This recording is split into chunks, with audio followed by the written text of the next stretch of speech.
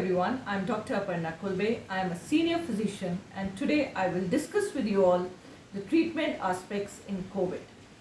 First of all, I will try to tell you what are the indications of hospitalization. वो कौन सी चीज़ है जिस पर आप ध्यान दें कि आपको तुरंत हॉस्पिटल में एडमिट हो जाना चाहिए. तो सबसे पहले आता है मोस्ट इम्पॉर्टेंट इज हाइपोक्सिया, मतलब ऑक्सीजन का लेवल आपके ब्लड में कम हो जाना. इसमें भी सबसे इम्पॉर्टेंट है इस डिजीज में happy hypoxia, means the patient does not feel breathless. Patient का ऑक्सीजन सैचुरेशन तो कम हो रहा है ब्लड में, बट फिर भी ब्रेथलेसनेस नहीं हो रही है. इसको बोलते हैं हैप्पी हाइपोक्सिया. अगर आपका ऑक्सीजन सैचुरेशन, जो आप कैसे देखेंगे, मैंने पहले वीडियोस में भी बताया है, पल्स ऑक्सीमीटर से. अगर आपका ऑक्सीजन सैचुरेशन 94 से कम हो रहा है तो अलर्ट हो जाइए, और अगर 92 से कम हो रहा है तो तुरंत हॉस्पिटलाइज हो जाइए. Suppose you are not able to analyse कि क्या है, वाकई कम हो रहा है कि नहीं, तो एक बार 6 मिनट वॉक करके देख लीजिए. अगर आपका ऑक्सीजन सैचुरेशन जो बेसिक लेवल है उससे 5 यूनिट्स नीचे गिर जाता है तो इसका मतलब आपको रेस्पिरेटरी डिस्ट्रेस आना शुरू हो गया है. And the better, the earlier intervention of oxygen therapy, the better is the recovery. तो इसलिए इसको इग्नोर मत करिए और रेगुलरली अपना ऑक्सीजन सैचुरेशन चेक करते रहिए. सो द फर्स्ट इंडिकेशन मैंने आपको बताया hypoxia. Second comes the clinical status. अगर आपको बहुत हाई टेम्परेचर है 104, 105, या आपका फीवर है कि 6-7 दिन से बहुत हाई चल रहा है, तो बेटर है कि आप हॉस्पिटलाइज हो जाए. आई वुड से अगर वीकनेस भी बहुत ज़्यादा है, बहुत पेशेंट्स कहते हैं कि बस बाथरूम जाते हैं तो ही बहुत कमजोरी लग रही है, ऐसी कंडीशन में भी I would suggest that better get yourself hospitalised. So 2 things we have seen till now, the clinical status and hypoxia. Now the third thing that we have to cover is to decide for hospitalisation, जो हम test करवाते हैं. जब आप को Covid suspect करते हैं doctor, तो बहुत सारे टेस्ट आपको लिख के देंगे. सबसे पहले जो डॉक्टर लिखेगा आपको वो होगा RT-PCR. This is the test to identify the COVID infection. इसमें CT वैल्यू अगर आपकी लो है then this does not indicate hospitalisation. Then comes high CRP. CRP level infection के साथ इंक्रीज होता जाता है. अगर ये CRP 100 से ज़्यादा है then this suggests cytokine storm. मैं इसी समय CRP के साथ आपसे डिस्कस करना चाहूँगी the importance of IL-6, interleukin 6. जब भी आपको इन्फेक्शन होता है तो आपका इंटरल्यूकिन लेवल इंक्रीज हो जाता है, that is IL-6 level increases. When this IL-6 increases, it stimulates the liver to increase, to produce CRP. तो जब भी आपका IL-6 बढ़ेगा आपका CRP बढ़ जाएगा. Why I am discussing this? Because IL-6 is not a very reliable test. पहला, हमारे कंट्री में हर जगह नहीं उपलब्ध है.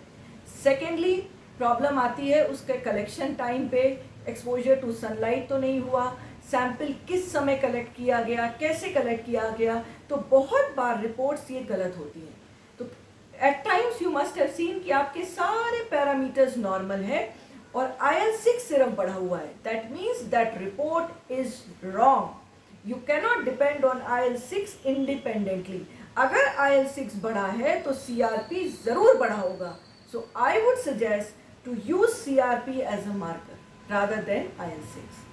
Then comes LDH and serum ferritin.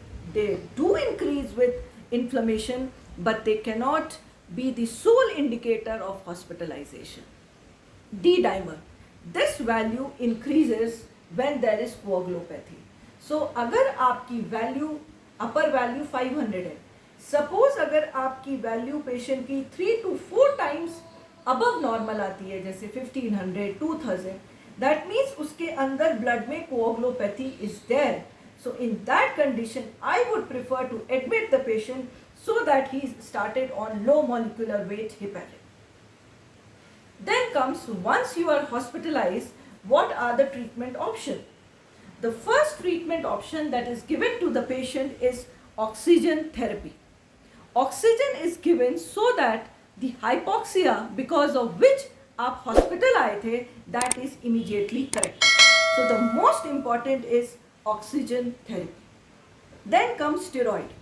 जैसे जैसे आपका CRP लेवल अगर हाई होगा, उसी हिसाब से स्टेरॉइड का डोज भी हाई कर दिया जाता है, because it has a very good role in COVID patient treatment.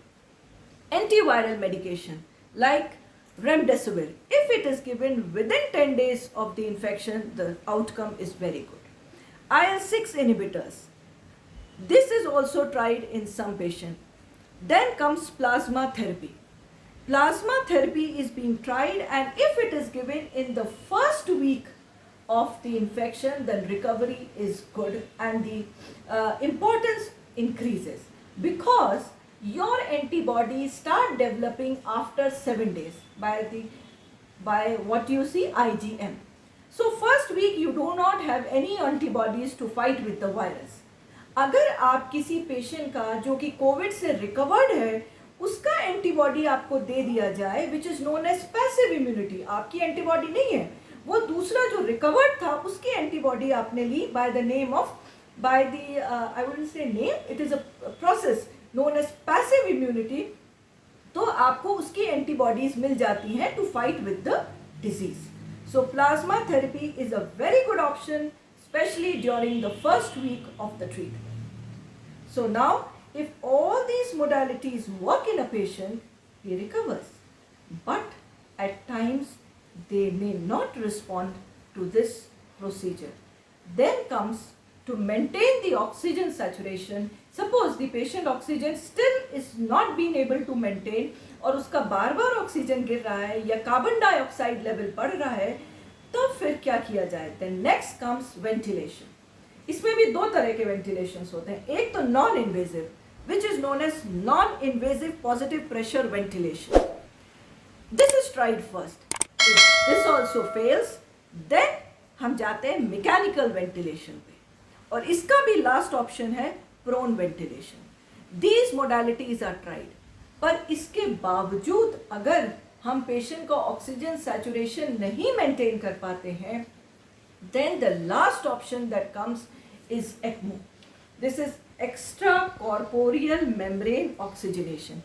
Means oxygenation work is done by a machine outside the body. That means the lung, जो लंग है आपका, वही ऑक्सीजनेशन का काम कर रहा था, but because it is disease, now that work is done by the machine. Now this machine is known by the name of ECMO. So we give rest to the lung and heart. इसमें दो तरह के procedure होते हैं. इसमें lung को भी heart rest मिल सकता है, हार्ट को भी. बट कोविड में primarily we try to give by the procedure that only the lung is given the rest because that is diseased. So with ECMO we get time और हम patient को recover करने की कोशिश करते हैं. But that doesn't mean that all the patients can go for ECMO. ऐसा नहीं होता है. अगर पेशेंट बहुत एडवांस्ड स्टेज एज है, या बहुत सारी कोमॉर्बिड कंडीशंस हैं that are very severe and serious, या उसको कोई मेलिग्नेंसी है, या ऑलरेडी कोई उसको इरिवर्सिबल लंग या हार्ट डिजीज है, तो ये प्रोसीजर इज नॉट सक्सेसफुल. कोई डिसेमिनेटेड कैंसर है, कोई ब्रेन इंजरीज हैं, या पेशेंट बहुत ही डेबिलिटेटेड कंडीशन में है, तो ये ECMO is not fruitful for them. But it is being tried in many patients and many good results are coming, but some patients still do not respond even if they are put on ECMO. So these are the treatment options that are being given to the patients who are suffering from COVID. Hope you all liked it and it cleared some of your doubts. Thank you.